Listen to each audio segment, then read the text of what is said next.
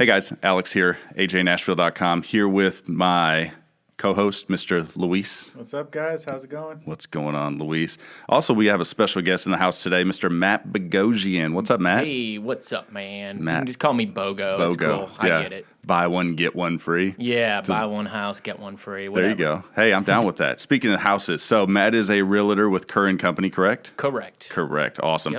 Yep. Matt's here today. He's going to talk about some things that he's kind of taken by storm. Matt's done a lot of videos. I'm sure some of you have seen them on Facebook and other social media platforms. He just kind of jumped into it. It's one of those things that you just looked at and you said, I'm going to try video. And you've done so. And you do so successfully, according to us, not according to your son. Right. Yeah. We'll talk about that later. Yeah, exactly. Right. My son makes fun of me. It's great. Yeah, it's a good thing. So, well, yeah. I mean, really, I got into real estate and I did it because I wanted to do something I love and I wanted to have fun. And I started getting online and looking at trainings on YouTube, and they're just talking about video. Right. Get on video. And I started buying into it. Mm-hmm. It's really cool. You can do a video and touch 1,000 people in a couple hours. Right. Versus if you try to have coffee with somebody. Touch one person at a time. Yeah, it's one person at a time. So it really gives you the ability to touch a lot of people. Matt likes touching people. Yeah, really. No, but in all actuality, you're 110% correct. You do a video and the video replicates itself. Now, that's when you're doing instructional videos. So if we were doing a video on how to real estate, for example, you could do one video and people could play that over and over and over and over and over again without you having to take the time to teach that same thing over and over and over again. So it's definitely got an added quality there, but we also talk about the marketing aspect of it. You've taken your video to a much, much higher level. You see a lot of videos online and it's, hey, look at this house, and the person is shaking. You're like, hey, is that, why are they shaking so much when they're filming this video? Why are they not getting these rooms properly? Why is the lighting bad? And you've taken all that and you've done something with extreme quality. You have professional editors, right? Yeah, well, I actually decided to just learn how to use Adobe Premiere myself. Mm-hmm. But I want to just stress, you can hire professional editors. Right. The way that I learned is basically I went out with a cell phone and I'm like, man, it's shaky as shit. Right. It looks like crap. The lighting's horrible. So then I tackled one item at a time. Yep. That's what I was gonna say. One thing at a time. Get the lighting better. Get the gimbal. Make it more cinematic.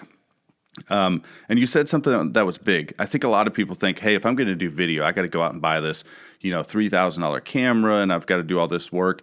But in actuality, well, probably not your phone because you have an Android, but I have an Apple, and it records up to 4K. So you have a higher quality video than most social media platforms will even allow for anyways. So if you get out there and start just recording, get in front of the camera. Do you recall your first video? Yeah. What were you doing? Tell us about it. So, I your first social media video. So probably sitting in my office, I think I had my phone turned to selfie mode. Yeah. And I think I must have done 20 takes. Right. Hey guys, this is Matt Bogosian. My typical, what's up guys? This is Matt Bogosian. And over and over. And every time I'm like, oh, I look like shit. Yeah. Oh, I said, oh, I did this. And finally I was like, you know what? To hell with it. Send. Right. It was just a video introducing myself. Right. Boom. I put it out there, put my phone down and said, forget it. Yep.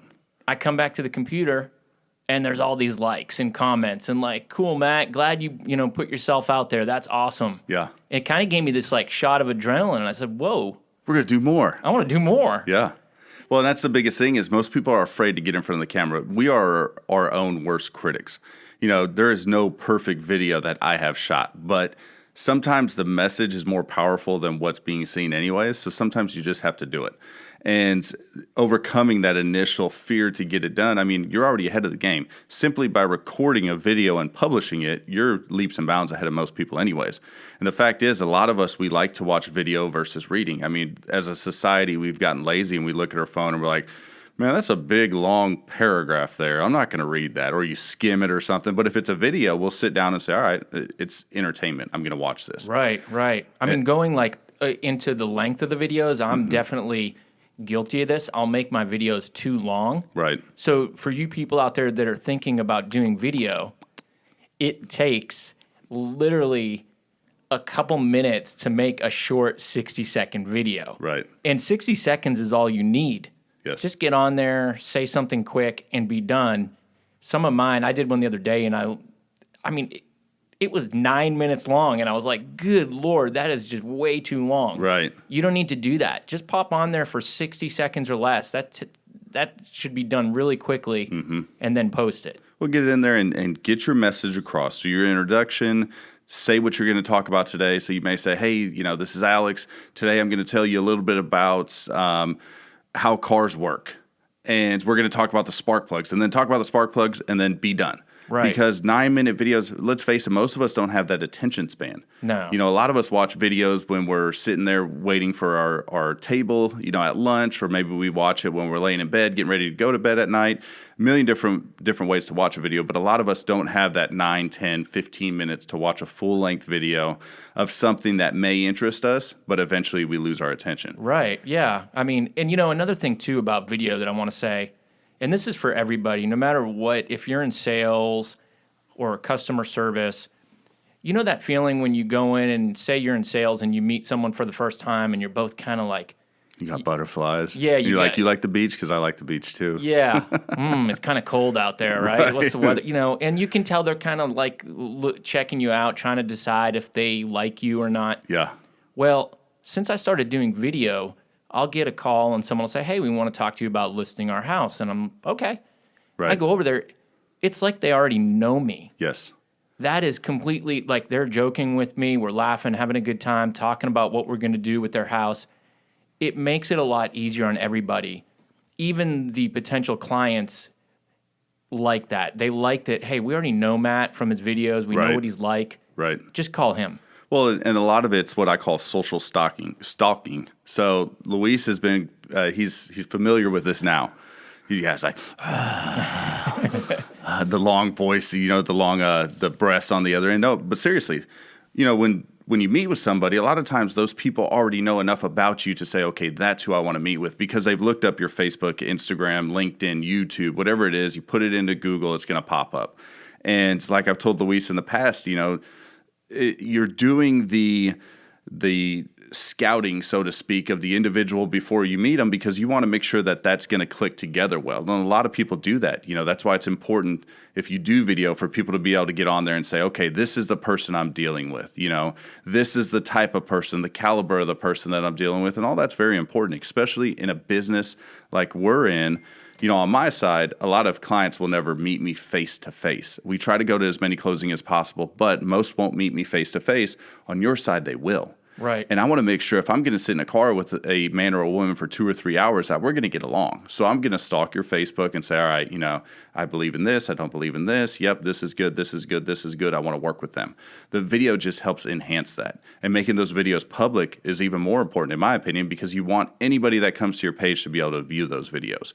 The other thing that we talked about, you do a lot of real estate related videos. And once again, if you're a seller and you see these videos, you're like, holy cow, that's awesome. Like, you just made my house look so good, I may want to stay. But on top of that, you also do some very interesting videos. There was a video of you in a park and you fell off your bike, which was kind of funny. Yeah, it was actually really funny. Yeah, that was pretty funny. It was interesting. And you did a car show one here recently. That was a big hit. Yeah. So, here's my thought process. People are going to get bored and maybe even sick of you if everything you put out is, look at me, I just sold another house. Look at me, I sold $10 million this year. Woo-hoo. Yeah. People, it's weird, the psychology behind that, but I think people, when you sit there and brag about what you've done, a lot of people almost feel bad about it and don't like you as much. Well, and you get that, oh, he wouldn't sell my home. It's not a $500,000 home.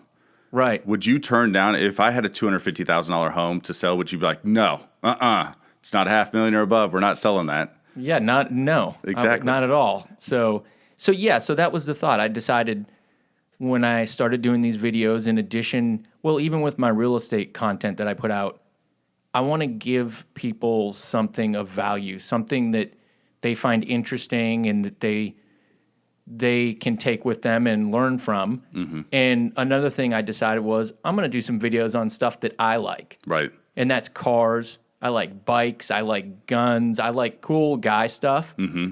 And I created a little show called Wheels Up Nashville. Yeah. And you've got local business owners with their, it seems like a lot of these guys have very unique style video or vehicles. They have vehicles that they've put some attention into as far as the details. So it kind of meshes together because you're working with like-minded people and you're doing something that you're passionate about. The video that you did for the car show in Leaper's Fork recently, that was a big hit. I mean, dude, it was awesome. Like, I watched some of it. I didn't watch all of it because I didn't have time, but the parts I did watch, it was just awesome. You have the panning with the gimbal, and so you're getting a real smooth cinematic shot with it. And a gimbal costs what? You can buy a cheap knockoff one for $125. Yeah, they're nothing. Yeah, it does its job, but it takes the video quality from here's me with a cell phone to here's a cinematic pan on a vehicle as it's driving by, and it looks super professional. Right. That video there is a good example. Yeah. I probably said 10 words in that video. Right. I decided that was going to be about the car show, the cars. That wasn't about Matt Bogosian. Right. But what comes with that is people see the post and they see that I created the video and they click, who's this Matt Bogosian guy? Right. Let me check out his YouTube channel. Yep. I'm going to follow him. Well, according to my son, I don't have many followers. I think it's hilarious that your son called you out on that. Yeah. I mean, there's been a couple times I'm going to start like remembering him and documenting it where my son is just like, bro, right. What's up with your subscriber count? You need to do just a hodgepodge of BOGO clips. And it's just going to be like your son making fun of you, some outtakes, and just do, every quarter you do BOGO clips. And it's just funny stuff that happens while you were filming. If your son's like, Dad, you're an epic fail on YouTube, you're like, what? Say that again? And you just record it. This way you can put it on BOGO clips. And just put it. And that's a good point that we were talking about earlier. Yeah. People that are afraid of video, it's almost like people would rather see if you go on video and you say and you maybe mess up a little bit or laugh, right? People actually like that versus when someone's absolutely perfect. Yeah. It's funny the way that I seriously am amazed at the psychology behind that, but it's true. It humanizes you. Yeah. And that's the big thing. We're so used to watching scripted, acted out videos that when someone's human, I mean, think about some of the most popular videos on TV. They're America's Funniest Videos, for example. Yep. It was nothing but videos of people, quote unquote, epic fails. They're just doing stuff that humans do, and people are sitting around, and that show went on for years. It's still on right now. Why is it so popular? Because it's humans watching other humans do things that we've done before, but never got it on tape. Right. The video of the little kid running down the slip and slide and sliding, into the grass or whatever. Like, we've all done that. We just didn't have a video camera pointed at us when we did it. I mean, what about Johnny Knoxville? Yeah, exactly. And that Jackass. Yep. I mean, that show, those guys made millions of dollars because people loved watching them hurt themselves. Right. How messed up is that? But it's just how it is. It works. And people are okay with the, you're thinking of something and you're like, that still makes you human. It's not scripted. It's from the heart. That's like when I do panel speaking and when I'm presenting, I usually don't have notes with me because if it comes from the heart, people feel it's genuine. Well, if it comes from the heart, there's also times where you have a pause or a break or, you may just stop for a second. People are looking at you like, all right, what's next? And you're like, oh, yeah. Yeah. Video's the same way. Video is just documenting something that you're doing, in a way that it can be viewed by others, and it's measurable too. That's the biggest thing. So as listeners, you'll notice as you progressively do more videos and become more predictable with videos, your views should go up as long as your quality content is there and as long as you're getting to the point of what it is you're talking about. The cool thing with the car show that you did, you were going to be there anyways. Right. It didn't matter. All you did was pull out your phone, attach it to a gimbal, say a couple words, and record. Literally, that's how simple it is. And people tuned in. You had the person that put on the car show reached out to you and asked you if he could have your permission to post it wherever, correct? Yeah. Yep. So you have a third party pushing your content for you.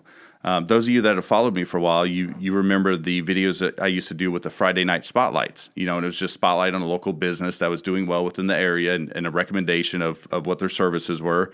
And the point of doing that also from a marketing standpoint is you reach in their sphere of influence because they now want to share that positive video, that positive message with the people that they work with as well. Right. So not only are you getting in your sphere, you're also getting into theirs. And you're doing it in kind of a covert way that, hey, I'm sneaking in just by saying good things about you. Yeah. Yeah. So, yeah. And it feels good. I mean, anyone that says it doesn't feel good when you help somebody and you see them that they're happy, thank you so much for doing that video and posting it. Yeah. It's almost selfish that I like the feeling so much. Not necessarily. I mean, I'm doing it for them, but also I love that feeling when someone's so happy and they're like, wow, Matt, thank you for spotlighting my business. Yeah. That was awesome. Check out this video. Mm-hmm.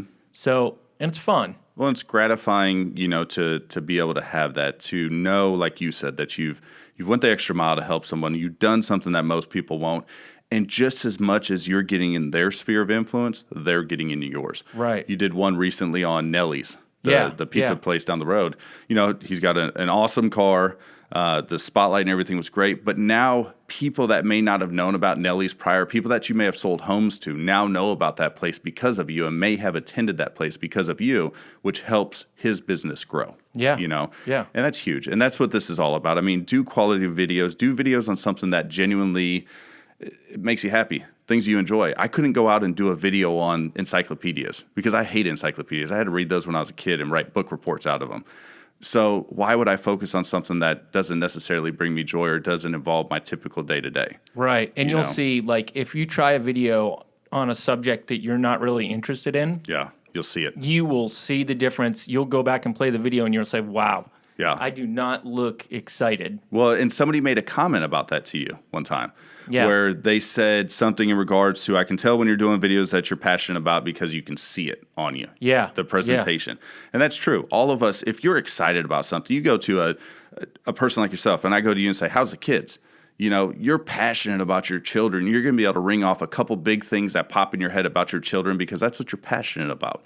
Now if I go up to you and I'm like, how's excavation of dirt in your area going? You'd be like, ugh, great. I don't want to talk about dirt. Yeah. So, and don't be worried about, a lot of people are worried, if I talk about cars though, then that means all the people that aren't into cars aren't going to like me. Right. No, there's so many people that like cars or knitting. Let's say knitting. Yeah. If you're into knitting, do a video on it. You know how many people love knitting? Or want to learn? Yeah, or want to learn. So just take something you like and enjoy and do some videos on it. Well, not to mention, if you do a YouTube channel, there's somebody out there right now, right this minute, that's putting into YouTube knitting basics or something to do with knitting as itself, and you could be that authority that pops up. The thing is we don't always have to resonate with the authority that's local as long as we resonate top of mind with other people, because people have people that are moving into areas all the time in your case.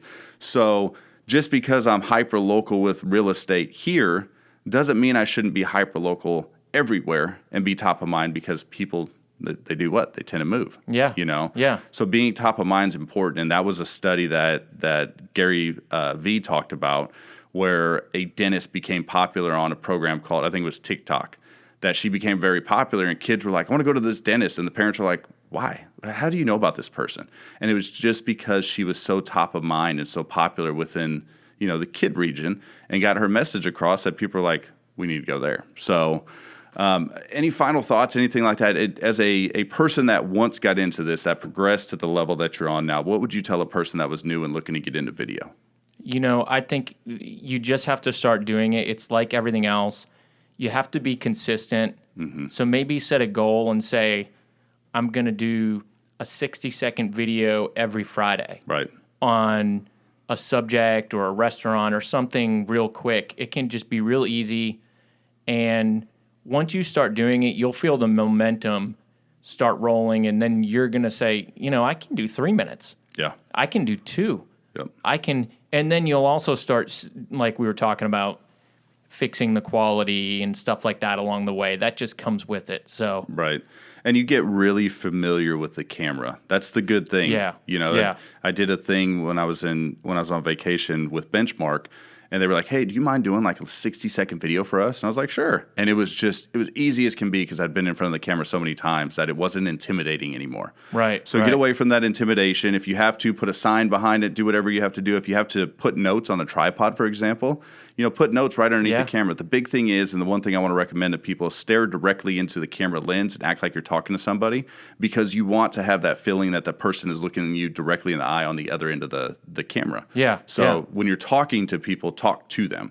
Luis, any closing thoughts? I know you've been sitting here absorbing like a sponge over here. I've been absorbing so much. I got an agent right now that I'm going to start working with that is wanting to do some videography stuff. So sitting in on this has really enlightened me. Share it with her. I mean, that's a big thing. Like, share, subscribe, do whatever. Matt, that's one thing I'm going to encourage people to go and watch some of your videos. If they were to reach out to you, what's the best way to reach out to Matt Bogosian? Well, so before I give you my number, or I wouldn't give the number. Give the email address, website. Yeah. Well, I do want to say, anyone listening, if you're wanting to get into video and you're just wanting some help, I don't care if you're another real estate agent, if you're a mortgage lender, if you're in a different industry. Reach out to me. I don't mind helping, giving you some ideas. You can get me at 615-270-9604, or just look me up on Facebook or Instagram, Matt Bogosian. Bogosian. Yeah, you got it. I've spelled it wrong so many times I got it right for once. Gosh. I can't even spell decanter, but I can spell Bogosian. So. Also want to give a big shout out to our sponsors, Broker Title and Escrow. Thank you so much for your support. If you're looking for a title company in the local area to help you with your purchase or sale of the home, reach out to Broker Title and Escrow. Also, Built by Design. What do you think of this table? Just out of curiosity. It's beautiful. It is a gorgeous table. Yeah. It's more of a one-of-a-kind thing. My friend Brandon over there at Built by Design put this together. It was amazing. He took me back when he did this. Just look at it. Just touch it. It's amazing. Just kidding. Don't touch it. Stop touching it. All right. Thanks again for tuning in. Hope everyone has a great weekend.